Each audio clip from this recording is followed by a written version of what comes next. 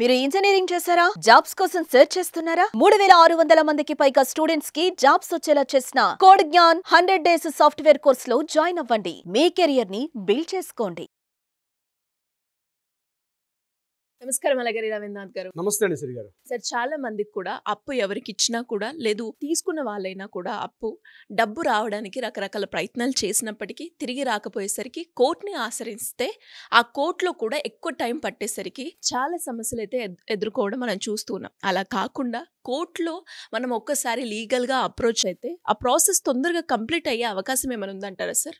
అప్పు ఇచ్చి ఏదో అవసరం నిమిత్తం అయ్యో తెలిసిన వాళ్ళే కదా, దగ్గర వాళ్ళే కదా, ఆర్థిక ఇబ్బందుల్లో ఉన్నారని చెప్పి ఏదైనా కాస్త సహాయం చేస్తే ఇంకా తీసుకున్న తర్వాత అమౌంట్ తిరిగి ఇవ్వడానికి అనేక రకాలుగా ఇబ్బందులు పెడుతూ రోజులు, నెలలు, సంవత్సరాలు గడుస్తున్న ఆ అమౌంట్ తిరిగి చాలా మానసిక గురైనటువంటి వాళ్ళు చాలామంది వందల వేల సంఖ్యలో ఉంటారు మన చుట్టూ ఉన్నటువంటి ప్రపంచంలో.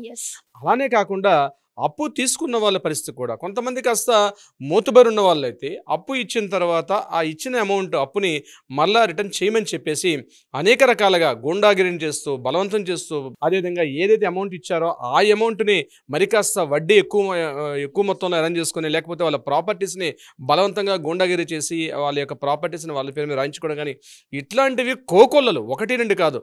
ఇది మన చూస్తుంటే ప్రేక్షకులకి చాలామందికి విషయం తెలుసు, అనేక మంది ఉంటారు ఇలాంటి ఇబ్బందుల్లో.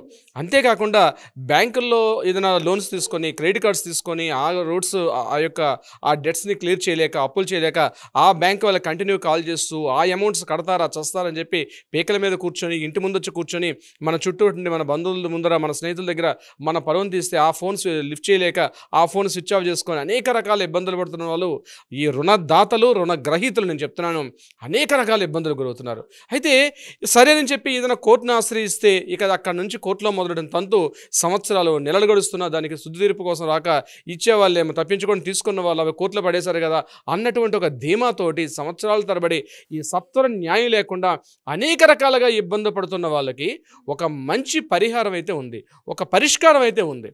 అది కూడా కోర్టు పరంగా పరిష్కారం చెప్తున్నాను. కోర్టుల్లో కూడా రెమెడీ ఉంది. అంటే సత్వరం ఇమ్మీడియట్గా న్యాయం వస్తుంది. ఇమ్మీడియట్ అంటే సంవత్సరాలు పట్టేది కొద్ది నెలల్లోనే పరిష్కారం వస్తుంది. అయితే ఏంటి ఇక్కడ దానికోసం మనం వెళ్ళాల్సిన పరిస్థితి అయితే ఉంటుంది. దీనికి యాక్చువల్గా లీగల్ డిపార్ట్మెంట్లో కోర్టులోనే డిఎల్ఎస్ఏ అని ఉంటుంది, డిస్ట్రిక్ట్ లీగల్ సర్వీసెస్ అథారిటీ అని ఒకటి ఉంటుంది. ఇది యాక్చువల్గా యాక్ట్ ప్రకారం 1987లోనే దీన్ని ప్రతి కోర్టులో కూడా అంటే డిస్ట్రిక్ట్ కోర్టులో ఏర్పాటు చేశారు. మన హైదరాబాద్లో అయితే సిటీ సివిల్ కోర్టులో కూడా ఏర్పాటు చేశారు. ఇటీవల నేను మీకు ఒక కేసుని మీకు ఉదహరించే ప్రయత్నం చేస్తాను. ఆ కేసు ఎలా రిజల్ట్ ఇచ్చారంటే యాక్చువల్గా ఎల్లారెడ్డి గూడకు చెందినటువంటి ఒక వ్యక్తి సోమాజీ గూడకు చెందిన ఒక మహిళ దగ్గర కొంత అమౌంట్ తీసుకున్నారు. ఆ మహిళ ఏంటంటే దగ్గర బంధువు అని చెప్పి ఒక 6 సంవత్సరాల క్రితం కొద్దిగా అమౌంట్ ఇస్తూ ఆయన సుమారుగా 16,73,000 రూపాయల అమౌంట్ని ఈ ఎల్లారెడ్డి గూడకు చెందిన వ్యక్తికి ఇవ్వడం అయితే జరిగింది. అయితే అనేక సందర్భాల్లో ఆవిడ అమౌంట్ అడుగుతున్న ప్రతిసారి కూడా ఇతను రేపిస్తా మాపిస్తా అని చెప్పుకుంటూ ఆయన పోస్ట్ పోన్ చేసుకుంటూ వెళ్తున్నాడు. ఇటువంటి సమయంలో ఆ మహిళ సిటీ సివిల్ కోర్టును ఆశ్రయించిన తర్వాత సిటీ సివిల్ కోర్టు ఏం చేశారంటే ఇమీడియట్గా డిఎల్ఎస్ఏకి రిఫర్ చేశారు. డిఎల్ఎస్ఏలు ఏం చేశారంటే ఎవరైతే అమౌంట్ ఇచ్చారో, ఎవరైతే అమౌంట్ తీసుకున్నారో ఇద్దరిని కూర్చోబెట్టి లోక్ అదాలత్ ద్వారా ఇద్దరిని కూర్చోబెట్టి వాళ్ళిద్దరిని ఒక పరిష్కార మార్గం ప్రయత్నం చేశారు. దాంట్లో ఏం చేశారంటే ఎల్లారెడ్డిగూడలో ఎందుకంటే ఒక సింగిల్ బెడ్రూమ్ హౌస్ ఉంది. ఆ సింగిల్ బెడ్రూమ్ హౌస్ని ఇమీడియట్గా వితిన్ 1 ఇయర్లో ఆ అమౌంట్ని మొత్తం ఇంట్రెస్ట్తో కలిపి ఈ 16,73,000 రూపాయల అమౌంట్తో పాటు ఇంట్రెస్ట్ని కలిపి 1 ఇయర్లో ఈమెకి చెల్లించే విధంగా తీర్పివ్వడం జరిగింది.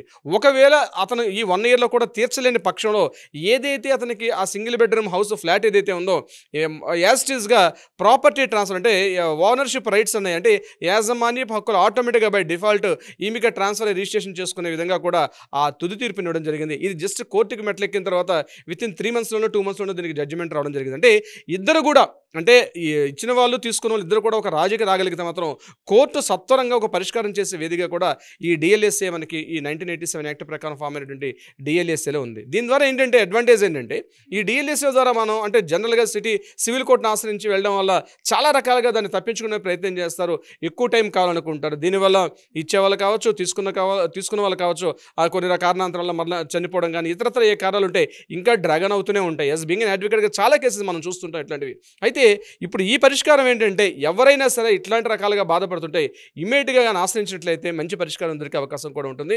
ఇది కాకుండా సర్ఫాసీ యాక్ట్ 2002 అంటారు. సర్ఫాసీ యాక్ట్ ఏం చెప్తుంది, బ్యాంకర్స్ దగ్గర మనం హౌసింగ్ లోన్ తీసుకుంటాం, కంటిన్యూగా 3 months పాటు మనం ఈఎంఐ పే చేయకపోతే మనం ఏదైతే లోన్ తీసుకున్నాం ఆ ప్రాపర్టీని సీజ్ చేసుకున్న అదట్టి బ్యాంక్ వాళ్ళకు ఉంటుంది ఈ సర్ఫాసీ యాక్ట్ 2002 ద్వారా. అటువంటి సందర్భాల్లో కూడా ఇమీడియట్గా డిఎల్ఎస్ఏకి మనం ఆశ్రయించినట్లయితే డిఆర్టీ అంటారు యాక్చువల్గా, అంటే డెట్ రికవరీ ట్రిబ్యునల్. దీనికి యాక్చువల్గా ఇది ఒక కోర్ట్స్ ఉంటాయి, డిఆర్టీ కోర్ట్స్ వేరే ఉంటాయి. ఆ డిఆర్టీ కోర్టుల ద్వారా ఏంటంటే అటు వాళ్ళకి మానసికంగా బాధ పెట్టకుండా, ముఖ్యంగా ఈ ఏజెంట్లు కానీ అదేవిధంగా రికవరీ ఏజెంట్లు గుండాగిరి చేసుకుంటూ ఇంటి ముందుకు వచ్చి ఈ గొడవలు చేసే విధానంలో కూడా కొంత వీళ్ళకి వెసులుబాటు, అంటే టోటల్గా రికవరీ అని చెప్పను కానీ కొంత వెసులుబాటు, కొంత అంటే మానసికంగా ఆ వేదన ఉంటుంది మనకి. అప్పు మనం తీసుకునే సందర్భంలో ఆ అప్పు ఇన్ టైంలో ఇవ్వకపోతుంటే ఉద్యోగం పోవడం కావచ్చు, లేకపోతే వ్యాపారంలో నష్టం రావడం కావచ్చు, ఇతరత్ర అమ్మాయి పెళ్లిలో లేకపోతే సిస్టర్ పేరు ఏవో సమ్ ఫ్యామిలీ డిస్టర్బెన్స్ ఆ టైంలో పేమెంట్ ఇన్ టైంలో పేమెంట్ చేయకపోవడం వల్ల ఆ మానసిక వేదన పడే బాధ ఉంటుందండి. అది చెప్పుకోలేని బాధన, బయటికి రావాలంటే భయం, కలిసి వెళ్ళాడు. ఇది ఏంటంటే కొన్నాళ్ళకి డిప్రెషన్ దారితీసి ఆ వ్యక్తి సూసైడ్కో ఇతరత్ర మార్గాలకు కూడా దారితీసే విధంగా ఉంటుంది. గుర్తుపెట్టుకోండి ఫ్రెండ్స్, ఎవరైనా సరే అప్పు తీసుకొని అప్పు తీర్చలేని పక్షంలో మేము సూసైడ్ చేసుకొని చచ్చిపోతాం అని చెప్పి ఆ ప్రయత్నాలు చేస్తే అది ఆగిపోదు. మీ ఎవరైతే లీగల్ హెయిర్స్ ఉన్నారో, మీ ఆస్తికి ఎట్లయితే భాగస్వామ్య పంపకాలు ఉంటాయో మీ అప్పులకు కూడా వాళ్ళు ఉంటారు రేపొద్దున. గుర్తుపెట్టుకోవాల్సిన అవసరం కూడా ఉంది. అంటే అప్పు తీసేసుకున్నాను, అప్పు తీర్చలేకపోతున్నాను, ఆ మానసిక వేదన భరించలేకపోతున్నాను, నేను సూసైడ్ చేసుకొని చచ్చిపోతాను, నా భార్య నా పిల్లల్ని రోడ్డున పడేసి పోతాం. అయితే రేపొద్దున ఆ భార్య పిల్లలు తీర్చాల్సిన అవసరం లేదనుకుంటున్నారా? తప్పనిసరిగా వాళ్ళైనా తీర్చాల్సిందే. ఎలా అయితే మీ ఆస్తిని ప్రాపర్టీని వాళ్ళు అనుభవిస్తారో మీ అప్పులను కూడా వాళ్ళ పేరు మీదగా ఉంటుంది. దాన్ని తప్పించుకునే ప్రయత్నం ఉండదు. కాబట్టి ఎవరైనా సూసైడ్ చేసుకునే ప్రయత్నం ఉంటే మాత్రం ఒక్కసారి ఈ వీడియో చూడండి, వీలైతే షేర్ చేయండి, 10 మందికి షేర్ చేయండి ఈ వీడియోని. ఎందుకంటే తప్పించుకునే ప్రయత్నం అయితే ఉండదు, దానికి పరిష్కారం ఆలోచించుకోవాలి. అంతే తప్పించి తప్పించుకొని వెళ్ళిపోతే ఈరోజు కాకపోతే మీ పిల్లలు తీసుకొస్తుంది, మీ కొడుకో మీ కూతురో చదువు, మీరు ఇంతసేపు కష్టపడి మీ పిల్లల్ని చదువులు కావచ్చు, లేకపోతే పెళ్ళిళ్ళు కావచ్చు, వాళ్ళ మీద కూడా ఆ భారం పడుతుంది. మీరు తాత్కాలికంగా కంచి వెళ్ళిపోయినా వాళ్ళ మీద ఆ భారాన్ని మోపి వెళ్తున్నారు, ఇంకా ఎక్కువ బాధ అది. అందుకని దయచేసి ఫ్రెండ్స్, కోర్టులు ఉన్నాయి, చట్టాలు ఉన్నాయి, న్యాయాలు ఉన్నాయి. మీ మనోవేదన, మానసిక వేదన, బాధపడే తత్వం ఉండేటప్పుడు రికవరీగా మనకు కోర్టులు చాలా రకాల పరిష్కార మార్గాలు సూచించే అవకాశం ఉంది. మీరు ఒక్కసారి సంప్రదించగలిగితే, కోర్టుని ఆశ్రయించగలిగితే, ఒక అడ్వకేట్ని ఆశ్రయించగలిగితే డెఫినెట్గా మీకు ఒక సరైన పరిష్కారం కూడా వచ్చే అవకాశం ఉంటుంది. సిరి గారు, ఈ వీడియో అనేది ఒక ఇన్ఫర్మేషన్గా అండ్ అలాగే ఎవరైనా కూడా లీగల్ పరంగా ఇలాంటి ప్రొసీజర్ని ఫాలో అవ్వాలి అనుకునే వాళ్ళకి చాలా ఉపయోగపడుతుంది అని చెప్పొచ్చు. మరి అలానే ఎవరికైనా కూడా ఈ అప్పుల సమస్య నుంచి బయటపడాలి అనుకునే వాళ్ళే కావచ్చు, లేదు లీగల్ పరంగా మా ప్రాపర్టీ ఇష్యూస్ సంబంధించి మీ గైడెన్స్ కావాలి అనుకునే వాళ్ళు ఏ విధంగా మిమ్మల్ని అప్రోచ్ అయ్యే ఛాన్స్ ఉందంటారు సార్? ఇచ్చేవాళ్ళు రకంగా మానసిక బాధ ఉంటుంది, తీసుకునే వాళ్ళు చెల్లించలేక ఒక బాధ ఉంటుంది. ఇటువంటి వాళ్ళు ఎవరైనా సరే బ్యాంక్ ప్రాబ్లమ్స్ కావచ్చు, ఇటువంటి వాళ్ళకి లీగల్ రెమెడీ ఉంది. చాలామంది ఈ విషయం తెలుసుకోలేక సతమతం అయిపోతున్నారు. ఇది ఏపీ తెలుగు రాష్ట్రాల్లో ఉంది, తెలంగాణ రాష్ట్రంలో ఉంది, అన్ని రాష్ట్రాల్లో ఉంది. కాబట్టి ఎవరైనా సరే ఇటువంటి బాధల్లో బాధపడుతున్న వాళ్ళు కింద స్క్రోల్ అవుతున్న నెంబర్ని కాంటాక్ట్ చేయగలిగితే మన లీగల్ టీం వాళ్ళకి అప్రోచ్ అవుతారు, సరైన సలహా సంప్రదింపులు చేస్తారు.